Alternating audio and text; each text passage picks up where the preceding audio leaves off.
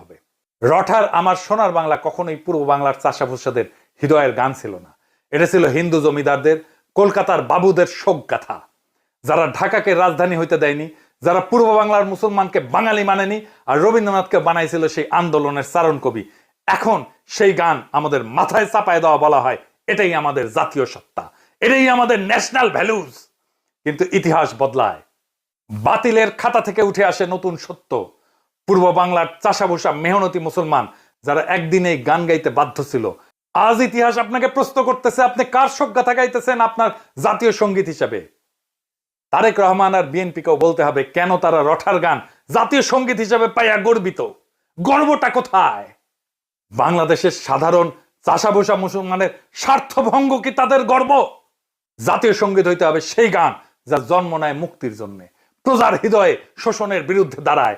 আমার সোনার বাংলা না, আমাদের চাই আমাদের নিজস্ব, আমাদের আত্মপরিচয় বহনকারী, আমাদের স্বপ্নের প্রতিধ্বনি করা গান।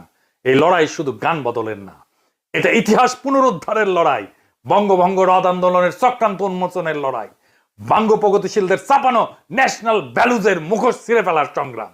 এখনই সময় আসছে রঠার লেখা ইতিহাসের বদলে নিজের কলমে নিজের ইতিহাস লেখার, নিজের কলমে নিজের জাতীয় সঙ্গীত লেখার, নিজের কলমে নিজের গৌরবের ইতিহাস লেখার, বাংলাদেশের ভূখণ্ডের এই জনগণের সত্যিকারের জাগরণের ইতিহাস লেখার।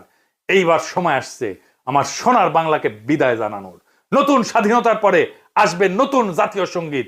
জয় হোক চাষাভুষার, জয় হোক ইতিহাসের, জয় হোক জনগণের মুক্তির, আমাদের আবহমান লড়াইয়ের। ইনকিলাব জিন্দাবাদ।